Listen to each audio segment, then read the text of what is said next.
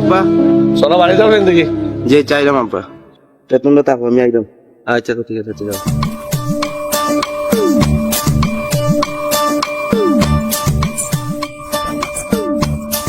বাবারে তোরা আমি বারবার কইছি সেখানে মানুষের লোক চলাফেরা করিস না, তুই তো আমার কথা শুনস না। আব্বা বন্ধুদের মধ্যে গরিব আর বড় লোক এটা কথা না, বন্ধুত্ব তার বন্ধুত্বই। বাবারে আমরাও তো বয়সটা ভালো যাইছি রে বাবা, আমরাও তো বন্ধু বান্ধব আছিল, সারা জীবন তোমার খালি তারা ব্যবহার করবো বুঝছো, তোমার মূল্য দিত না, তার কাছে তার টাকার মূল্যটাই অনেক বেশি। না আব্বা তারা তো এলান এলান না, তারা অনেক ভালো মানুষ। এখন বাবা আমি আমার কথা তোমার কইছি, বুঝাইছি, তোমার যেটা ভালো মনে হয় তুমি ওটা করো, আমি আর কিছু বুঝলাম না।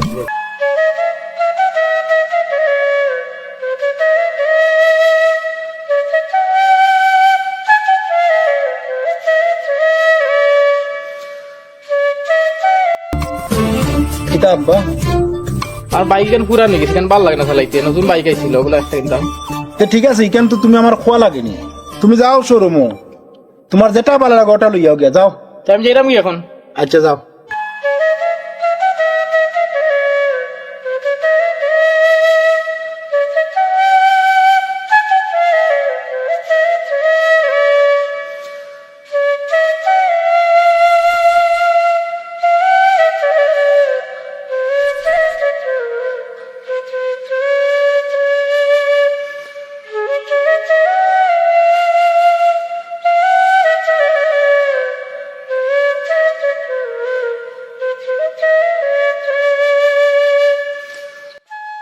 তুমি এটা খাই কিতা মজা পাও কিষান আজকে খাইবে দেখি কিরম লাগে। না রে ভাই তাই আমি খাই আমার আব্বা মা হাতে ধরি আমার জোর বেটা। তো দেখতো না তোরা, তোর আব্বা দেখুন ওটা। হ্যাঁ তোর আব্বা দেখতো না, ধর একটা দম দে নে দে বেটা। না রে ভাই, না না না, দেখ খা বেটা, পেছান দে দেখি।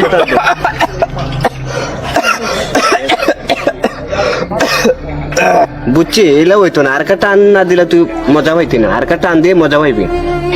টান দে টান দে টান দে ভালো টান টান দে দে টান দে টান দে টান দে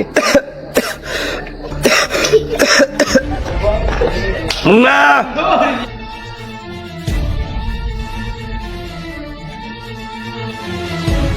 চলো বাড়ি চলো, তোমার এত বদল হয়েছে আমি কল্পনা করতাম পারতাম না। তুমি বন্ধু বান্ধব যখন সিগারেট খাই নাই, 2 দিন বাদে গাঞ্জা খাইবাই, 2 দিন বাদে তুমি ড্রিঙ্কস খাইবাই। আমরা গরিব মানুষ, মানুষের দেখলে কিতা কইব, ওরা অমুকর ভাই কই থেকে এই পয়সা ভাই, আমরা চুরিও প্রভাব দিব, টাকা দিয়েও প্রভাব দিব, এটা বুঝো নি তুমি? তোমার কতদিন না করছি বলে তারা বড় লোকের ভাই টাকা পয়সা আছে, তাহলে চলিও না তুমি, আমার কথার কোনো গুরুত্ব দেও না তুমি। চলো বাড়ি চলো।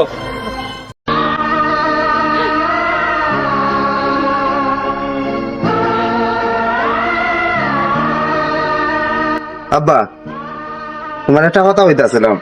কিতা তোর মতলবটা কিতা কোসাই? আব্বা আমার একটা বাইক লইয়া দাও না। বাইক?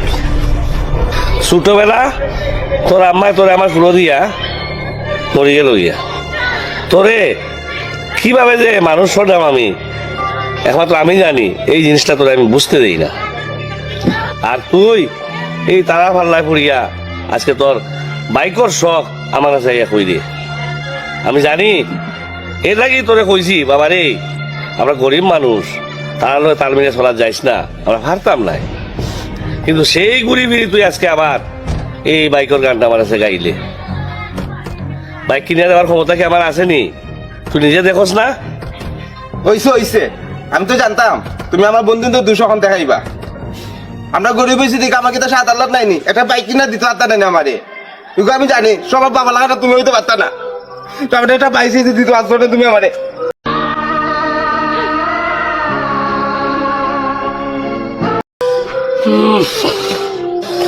আরে তোর কেমনে বুঝাইতাম, এই বাড়িটা ছাড়া আমার আর কিচ্ছু নাই, তোর শখ যদি পূরণ করতে হইলে বাবা আমি এই বাড়িটা বেছে নিয়েছি, এছাড়া আমার আর কোনো উপায় নাই। না পারি কইতাম, না পারি শুইতাম। এই যে ফুয়াটা রাগ করে গেল কি, ওর নাম বাপ হইয়া আমার ফুয়ার মনের আশা পূরণ করতাম পারলাম না, আমি কি বাপ হইলাম। দেখি মাঝনের কাছে যাই, বাড়িটা নিয়ে বন্ধ রাখি বা বেশি হইলেও একটা বাইকের ব্যবস্থা করি।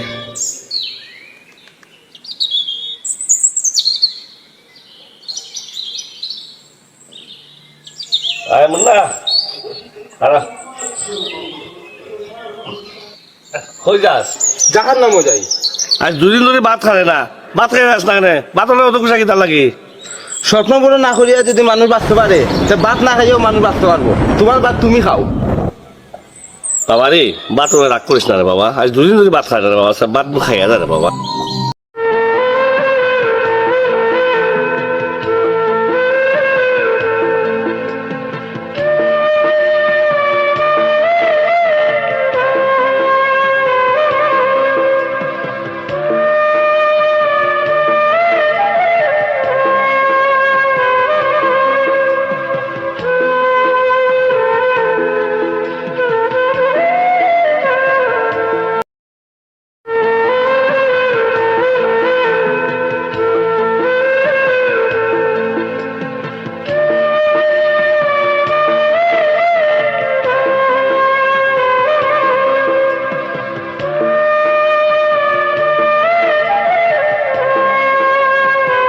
আসসালামু আলাইকুম চৌধুরী সাহেব। ওয়ালাইকুম আসসালাম।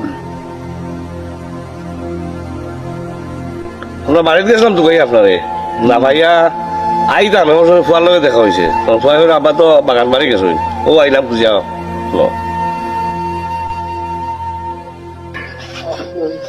চৌধুরী সাহেব। আমি আপনার কাছে আসলাম একটু দরকার। কিটা দরকার? দরকার চৌধুরী সাহেব, আপনি তো জানেন আমার একটা কথা ভাই বড় আশা করছে বাইক চালাই। ইটা ফকিন্নির ফুয়ার নাম মিয়াকা। আমার ফুয়া বাইক চালাই দেখিয়া তার বেটারও ফুয়ার শখ উঠছে। ঠিক মতো খাইতে পারো না, ফুয়ারে বাইক কিনা দিতে হয়। কিতা আছে তোমার? তেমন কিছু নাই চৌধুরী সাহেব, তো যে আমার শেষ সম্বল আমার বিটার দলিলটা আছে। যদি মনে করেন কোনো সময় আমি বাইকের দাম পরিশোধ করতাম না পারি, আপনি আমার দলিল দিয়ে আপনার জায়গাটা নিবান। তারপরেও ফুয়ার শখ পূরণ করতে হয়। আচ্ছা খোয়া, আমার কোনো আপত্তি নাই। কিতা করবো চৌধুরী আচ্ছা সাহেব, দো। আপনার তো ছেলে পাইছে, আপনার ছেলেও বাইক দৌড়ায় আর বন্ধু সবাই বাইক দৌড়ায়। আমার ফুয়ার বাইক নাই, আমার ফুয়ারা মন মনে বই থাকে, আমি তার মুখে দিয়ে চাইতাম পারি না। আচ্ছা ধরো, ওনার 1.5 লাখ টাকা আছে, ফুয়ার শখ পূরণ করে দিয়া। আর ফুয়ার শখ পূরণ করতে গিয়া এবারে বিটা মাটি ছাড়া হইতে না।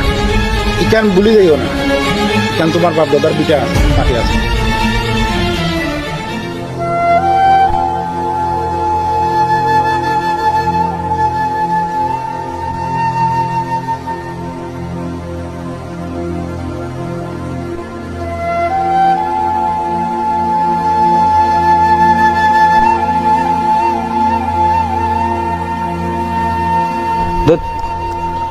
আমি আমার বাবার লগে যেটা হয়েছে তা কিটা ঠিক নেই।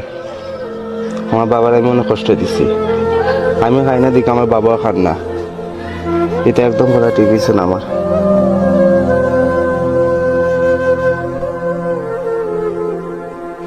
কিতা মন না তোমার মন দিয়ে খুব খারাপ কেটে তোমার? না স্যার, আমি মনে হয় আমার বাবার মনে অনেক কষ্ট দিতে লাগছে। কেন এটা মনে হলো তোমার? স্যার আমি আমার বাবার কাছে একটা বাইক চাইছিলাম, তো বাবা দিতে পারছেন না। না ধর আমি বাবার সাথে খুব খারাপ ব্যবহার করছি। আমি জানি আমার ব্যবহারে আমার বাবা অনেক কষ্ট পাইছে। আসলে মুন্না, প্রত্যেকটা বাবারা জানে যে একটা সংসার কিভাবে চালায়। তার এই কষ্টটা আসলে আমরা অনেকে বুঝি না। তুমি কোন একদিন যেদিন বাপ হইবাই এদিন আসলে ফিল করতে পারবা যে আসলে বাপ মামা মুখর কথা নাই, এটা বহুত বহুত কষ্টের জিনিস। তারা অনেক কিছু ত্যাগ করে, অনেক কিছু ত্যাগ করে আবার মানুষ করে। আমরা আসলে সন্তানটা বুঝি না, বুঝছো? আরে আমি শিক্ষক হিসাবে কইরাম, যেহেতু তুমি নিজে বুঝতে পারছো তোমার আব্বা কষ্ট পাইছে, তাহলে তুমি তোমার আব্বা খানার যাও, আর হয়তো উপাস কটা দিন ধরে খান না। আর এই বয়সের যে না খাওয়ার যন্ত্রণা তুমি বুঝতেন না, আর দিন খাইও তোমার মন খুশি হয়ে যাবে, মুখে দৌড়ায় দৌড়িও বা খুশি হয়ে যাবে। জি স্যার, আপনি ঠিক বলছেন স্যার। আমি এখন এই আমার বাবার কাছে গিয়ে দৌড়িয়ে আমি সেটা বাদ হইব বাবারে। আচ্ছা তো যাও। আসি স্যার।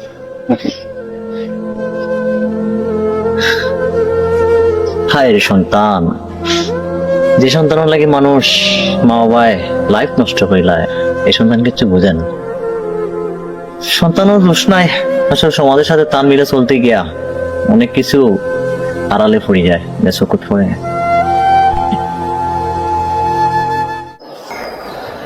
আল্লাহ রে।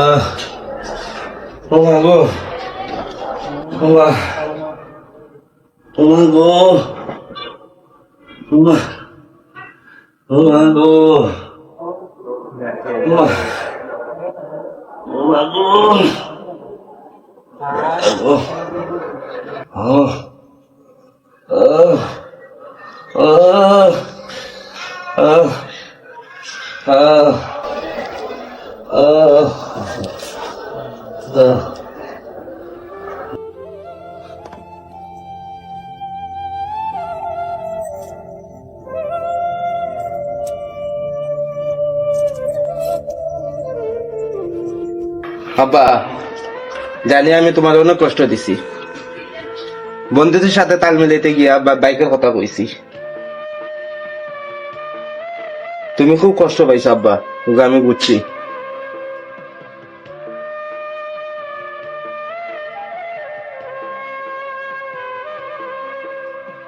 জানি এখানে তোমার একবেলা বাজ্যদের অনেক কষ্ট হয়, তুমি আমার বাইক কিলা দিবা। আমি জানি আব্বা, ইনা সাওয়ার আমার ঠিক হয়েছে না।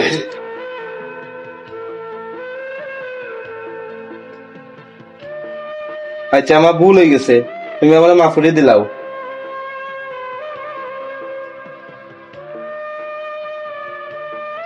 তুমি তো জানতে আসছিলা আমি তোমার বালা পাই কিনা। আমি তোমার আসলে মনটাকে বালা পাই।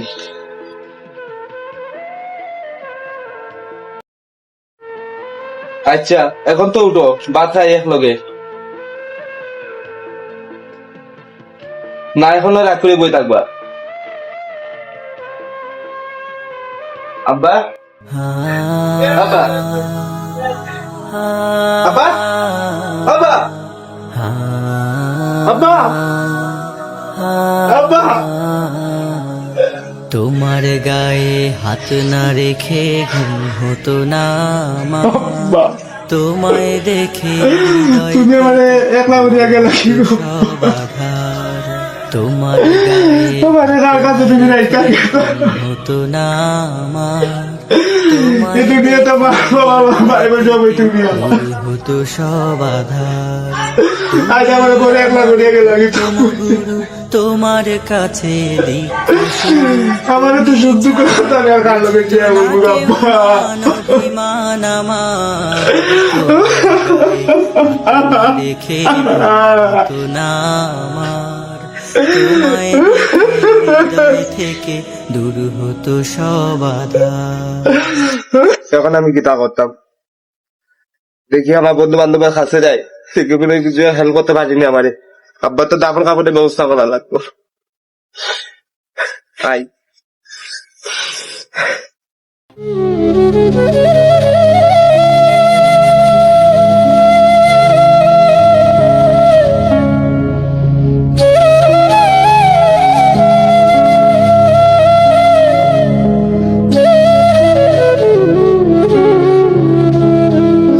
যা মুন্না, তুই খান্নি খান্নি কেটে দিছিস তোর?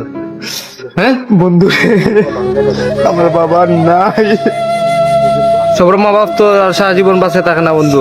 হয় কিতা করবি এখন, কিছু করার নাই বন্ধু। খান্দা হাতে করিয়া তোর আব্বার কষ্ট দিস না বন্ধু রে, ওখানে আমি গীতা হতাম বন্ধু, আমার হাতে টাকা পয়সা নাই। তোমরা আমার একটু সাহায্য করো বন্ধু, আমার বাবা দাফন কাপড়ের ব্যবস্থা করে দে বন্ধু। ওগুলা সম্ভব? 2 দিন আগে আমি গাড়ি কিনছি বন্ধু, এখন কিলা তোর আমি সাহায্য করবো? শূন্য বাই দিয়ে দেখ। হয় হাতত টাকা পয়সা নেই কিতা হাতত টাকা পয়সা নাই বন্ধু কিতা করতাম ক বন্ধু তোমরা চাইলে অন্য বাড়ি ম্যানেজ করে দিতে পারবি দেখো না বন্ধু তোমরা কাছে একটু দেখ বন্ধু তো চাইলে তোমরা পারবি বন্ধু দেখ বন্ধু এখন তো আমি কোনো বাইতে হাত বাড়াইতে পারতাম না তোর লাগে অন্য তোমরা বন্ধু নাই যে আমার বাপের বিপদ নাই হাটটা স্যার যা কি যা টাকা পয়সা নাই অন্য দিকে ম্যানেজ কর যা